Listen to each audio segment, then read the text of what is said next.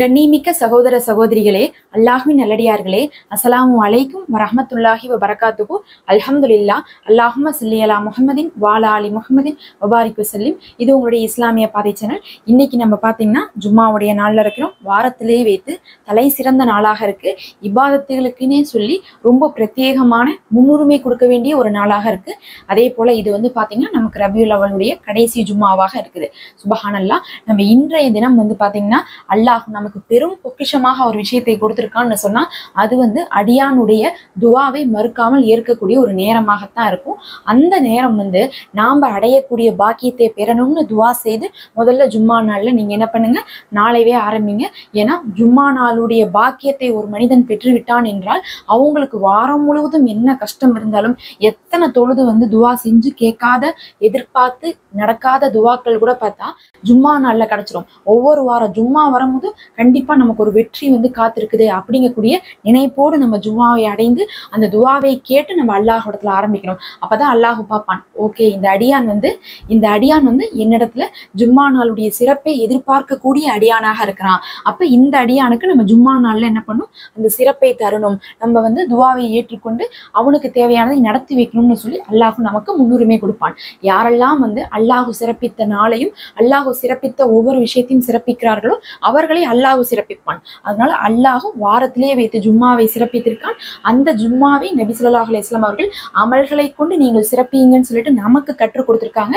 அப்படிப்பட்ட அமல்கள் 3 விஷயம் இருக்கு. ஜும்மா நாள் வந்தாவே இந்த 3ஐயும் ஒரு மனிதன் தவறாமல் செய்து கொள்ளணும். அதை தான் நம்ம இன்னைக்கு பார்க்க போறோம். அந்த 3 வார்த்தைகள்ல சொல்ல போறேன்.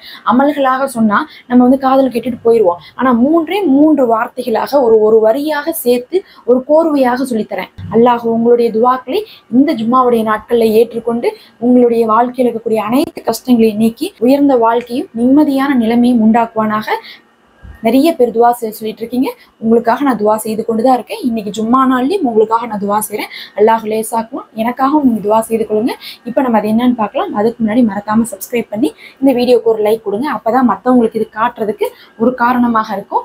இப்ப நம்ம அது என்னன்னு பார்க்கலாமா. முதல் நம்ம 3 விஷயம் சொன்னோமா, 3லயும் தனித்தனியா நான் முதல்ல சொல்லிட்டு அதுக்கப்புறம் அதுல 3ஐயும் சேர்த்து எப்படி ஓதணும்னு சொல்றேன். அதுல முதல் விஷயம் என்ன தெரியுங்களா, இந்த ஜும்மா நாள் அப்படிங்கிறது பாத்தீங்கன்னா கடந்த 8 நாட்கள் இருக்கு பாருங்க. கடந்த வெள்ளியிலிருந்து இந்த வெள்ளி வரையும் இருக்கக்கூடிய அத்தனை நாட்களையும் சேர்த்து நம்மளுடைய குறைகளை திருத்திக் கொள்ள வேண்டிய நாட்களாக இருக்கு. ஏன்னு பாத்தீங்கன்னா நம்ம இந்த ஜும்மாவுடைய நாள்ல பாவ மன்னிப்பு கேட்டு அல்லாஹ் நமக்கு பாவம் மன்னித்து விட்டான் என்றால் கடந்த 8 நாட்களுடைய நம்மளுடைய பாவங்கள் போய் இனி வரக்கூடிய அடுத்த 8 நாட்கள் இருக்கு பாருங்க, அடுத்த ஜும்மா வரையும் நமக்கு அது பிரகாசமாக அமையும். அதனால ஜும்மாவுடைய நாள் வந்தாவே முதல்ல ஒரு மனிதன் பாவ மன்னிப்பை அதிகமாக கேட்கணும். எல்லாவற்றுக்கும் மேல எல்லா சிறப்பான நாளும், இந்த நாள் மட்டும் கிடையாது, எல்லா சிறப்பான நாள்லயும் நபி ஸல்லல்லாஹு அலைஹி வஸல்லம் அவர்கள் பாவ மன்னிப்புக்கு தான் முன்னுரிமை கொடுத்தாங்க. எல்லா நாளையுமே நீங்க எடுத்து பார்த்தா அப்படிதான் ஹதீஸ்கள்ல வருது. அதனால அல்லாஹ் உங்களுடைய பாவத்தை மன்னிக்கிறதுக்காக இந்த நாள்ல நீங்க முதல்ல தௌபா செய்யுங்க. அந்த தௌபா பாத்தீங்கன்னா என்ன பண்ணுனா உங்களுடைய பாவங்களை கழித்து நன்மைகளை பகரமாக கொடுத்து எல்லாவற்றுக்கும் மேல அந்த பாவத்தின் காரணமாக எந்த காரியமெல்லாம் நம்ம விஷயத்துல தடுங்கல் ஆயிட்டு இருந்துச்சோ அதையெல்லாம் நீக்கிவிடும். அதாவது நம்ம ஒரு பாவம் செய்யறதுனால மட்டும்தான் நம்மளுடைய தேவைகள் நிறைவேறாம உலகத்துல நம்ம சோதிக்கப்படுறோம். பொதுவாகவே மனிதனுக்கு அல்லாஹ் சோதனை கொடுப்பான். ஆனா அது எல்லாத்துக்கும் மேல நம்மளுடைய பாவத்தின் காரணமா தான் நமக்கு வரக்கூடிய சோதனைகள்லாம் நம்மளை ரொம்ப கஷ்டப்படுத்திட்டு இருக்குது. மனிதர்களுக்கு வரக்கூடிய சோதனைகள் இல்லாம பாவத்தினால வரக்கூடிய சோதனைகள் தான் அதிகமாக இருந்துட்டு இருக்குன்னு சொல்லிட்டு அறிவிப்புகள்லயே நம்ம பார்க்கும்போது தெரியுது. நீங்க செய்த பாவத்தின் காரணமாகவே நீங்கள் சோதிக்கப்படுகிறீர்கள், தண்டிக்கப்படுகிறீர்கள், கவலைப்படுகிறீர்கள் அப்படின்னு சொல்லிட்டு நமக்கு வருது. அதனால நம்மளுடைய நிலைமை மாறுவதற்கு முதல்ல நம்ம மன்னிப்பு கேட்கணும். அந்த மன்னிப்பு அல்லாஹுடைய கருணையை கொடுக்கும். அல்லாஹுடைய கருணை நமக்கு கிடைக்கும் போது பாவங்கள் இல்லாத மனிதருடைய துவாவை அல்லாஹ் மறுக்காமல் ஏற்றுக்கொள்வான். அப்ப இந்த புனிதமான நாள்ல முதல்ல பாவ மன்னிப்பு கேட்டு நாம புனிதமானவர்களாக ஆக்கி கொள்ள வேண்டும். அப்ப முதல் அமல் பாவ மன்னிப்பு. ஆனா பாவ மன்னிப்புக்கு என்ன ஓதணும் அப்படிங்கறத நம்ம கடைசியா சொல்றோம். 2வது அமல் என்ன தெரியுங்களா, அதுதான் நபி ஸல்லல்லாஹு அலைஹி வஸல்லம் அவர்கள் என்ன சொன்னாங்க, இந்த நாள் என் மீது அதிகமாக ஸலவாத்து கூறுங்கள்ட்டு. ஒவ்வொரு ஜும்மாவுடைய நாளையும் நம்ம இதை நினைவுபடுத்தி கொண்டே இருக்கோம். ஏன்னா ஒரு ஜும்மாவும் நம்மளுடைய ஆயுள்ல கிடைத்த பாக்கியம்.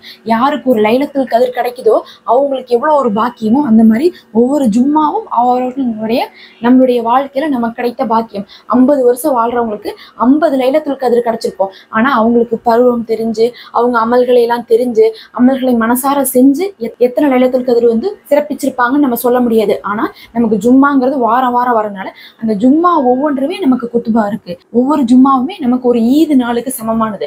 அதனால ஒவ்வொரு வாரமும் அதை நம்ம பயன்படுத்தி கொண்டாவே நம்மளுடைய அந்தஸ்து இம்மையிலையும் மறுமையிலையும் உயர்ந்துவிடும். அதுல வந்து இந்த ஜும்மால நம்ம பிரத்யேகமாக நபி அவர்கள் ஸலவாத்து சொல்லியிருக்காங்க. அதனாலதான் நம்ம என்ன பண்றோம், ஒவ்வொரு ஜும்மாலையும் நம்ம அதை ஞாபகப்படுத்துறோம். நீங்க நபியின் மீது ஸலவாத்து ஓதுங்க. அந்த ஸலவாத்து அல்லாஹுடைய மலக்குமார்கள் கொண்டு போய் நபி இடத்துல சேர்த்துவாங்க.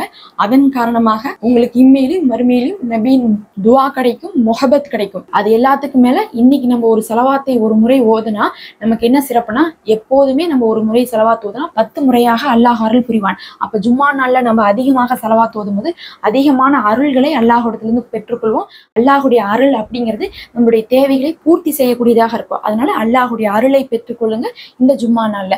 அப்ப 2வது அமல் நீங்க வந்து ஸலவாத்தை அதிகமாக ஓதணும். அடுத்தது 3வது அமல் என்னன்னா, அதுதான் இந்த நாளுக்கு அல்லாஹ் கொடுத்திருக்க ஒரு மாபெரும் சிறப்பு. துவா ஏற்கப்படக்கூடிய ஒரு ரகசிய நேரம் இருக்கு. அந்த நேரத்துல ஒரு அடியான் எதை கேட்டாலும் அல்லாஹும் மறக்காமல் கொடுப்பான்னு நபி ஸல்லல்லாஹு அலைஹி வஸல்லம் அவர்களே நமக்கு சொல்லிட்டாங்க. அந்த நேரம் என்னன்னு நமக்கு தெரியாம இருக்கலாம். ஆனா அந்த நேரம் இந்த நாள்ல தான் இருக்குன்னு நமக்கு தெரியும். காலையில ஃபஜ்ர்ல ஆரம்பிச்சுக்கோங்க. இந்த வாரம் நீங்க இந்த நேரத்துல எப்ப பார்த்தாலும் சரி, அடுத்த வாரத்துல இருந்து இதை நீங்க விட்டு கொடுக்கூடாது. நீங்க காலையில ஃபஜ்ர்ல ஆரம்பிச்சு நைட்டு தூங்குற வரையும் என்ன பண்ணும், வெள்ளிக்கிழமை நாள் முழுவதும் நீங்க அல்லாஹ்விடத்துல துவா செய்து கொண்டே இருங்க. அந்த துவா பாத்தீங்கன்னா அல்லாஹ் ஏற்றுக்கொள்ளக்கூடிய நேரத்துல அமைஞ்சிட்டா உங்களுடைய துவாக்கள் ஹலாலானதா இருந்தா அப்படியே நிறைவேற்றப்படும். அதுலயும் எனக்கு சமீபத்துல கூட பாத்தீங்கன்னா ஒரு தடவை கிடையாது, 2 தடவை ஜும்மா நாள்ல மட்டுமே நான் அசர்லயே நற்செய்தி கேட்டேன். அதுவும் ஜும்மா நாள் மதியானம் வந்து ஜும்மாவை தொழுதுட்டு நான் அழுது துவா செஞ்சுட்டு இருந்தேன்.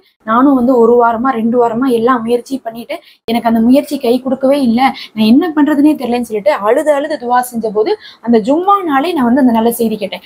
அதுக்கப்புறம் மறுபடியும் அதே மாதிரி வேற ஒரு பிரச்சனை வந்த போதும் வாரம் முழுவதும் எத்தனையோ இபாதத் செஞ்சேன், எனக்கு அப்பெல்லாம் கிடைக்கவே இல்லை. மறுபடியும் அதே ஜும்மா நாள் என் மனசு சொல்லிச்சு, போன தடவை நமக்கு ஜும்மா தொழுதுட்டு துவா செஞ்சப்பதானே இந்த தேவை நிறைவேறுச்சு.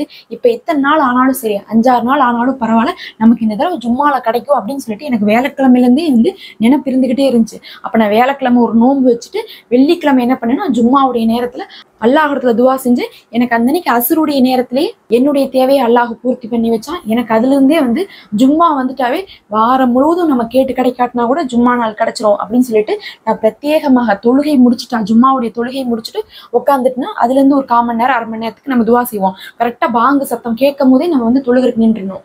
நின்னதுக்கு அப்புறம் என்ன பண்ணணும், தொழுது முடிச்சுட்டு வீணான விஷயங்கள்லாம் பேசக்கூடாது. ஒரு 1 மணி நேரம் நேரத்தை எடுத்துக்கணும். கரெக்டா ஒரு 12:50 1 மணிக்கெல்லாம் நம்ம தொழுகையை ஆரம்பிச்சிட்டோம்னா 2-2:15 வரையும் பார்த்தா தொழுகிறது, துவா செய்யறது, அத்தஹியாத்துல துவா செய்யறது, சஜிதாவுல துவா செய்யறது, இப்படியே தான் செஞ்சுட்டு இருப்போம். அதே மாதிரி அசுரு வந்து என்ன பண்ணும், கரெக்டா வந்து பாங் சொல்றாங்க பாருங்க, சாயங்காலம் பாங் சொன்னோனுமே தொழுகு வந்து நின்றுட்டு தொழுது முடிச்சுட்டு மஹ்ரீப் வந்து பாங் சொல்ற வரையும் அதே முசல்லால உட்காந்து அங்கேயே வந்து திக்ரு செஞ்சு அங்கேயே துவா செஞ்சுட்டு மஹ்ரீப் தொழுது பாருங்க. இது 2 மட்டும் நீங்க செஞ்சு பாருங்க, உங்க துவா வந்து பாத்தீங்கன்னா கண்டிப்பா கபுலாகும். ஒண்ணு லொஹருக்கு பின்னாடியும் இன்னொன்னு அசுருக்கு பின்னாடியும் பாத்தீங்கன்னா ஒரு 1 மணி நேரம் நீங்க துவா செய்து பாருங்க.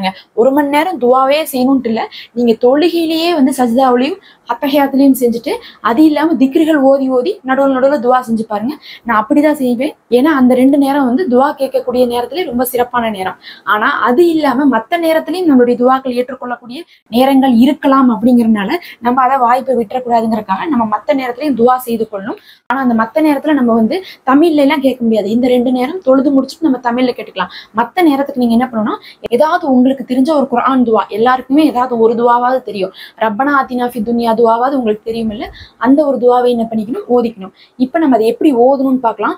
முதல்ல நம்ம என்ன சொன்னோம், பாவ மன்னிப்பு கேட்கணும், ஸலவாத் ஓதணும், அதுக்கப்புறம் துவான்னு சொன்னோமா. இந்த 3ஐயும் சேர்த்து இப்ப இந்த ஒரு வரியில எழுதியிருக்கோம் பாருங்க, இதை நீங்க ஓதிக்குங்க. அல்லாஹும்ம ஸல்லி அலா முஹம்மதின் வாலா ஆலி முஹம்மதின் இருக்கு. அது என்னது, நமக்கு ஸலவாத்து, அல்லாஹுடைய தூதர் மீதும் அவர்களுடைய குடும்பத்தார் மீது நம்ம ஸலவாத் சொல்றோம். அடுத்தது என்ன இருக்கு பாருங்க, அஸ்தக்ஃபிருல்லாஹ் இருக்கு, என்னை மன்னிப்பாயாகன்னு சொல்லிட்டு நம்ம தௌபா கேட்கிறோம்.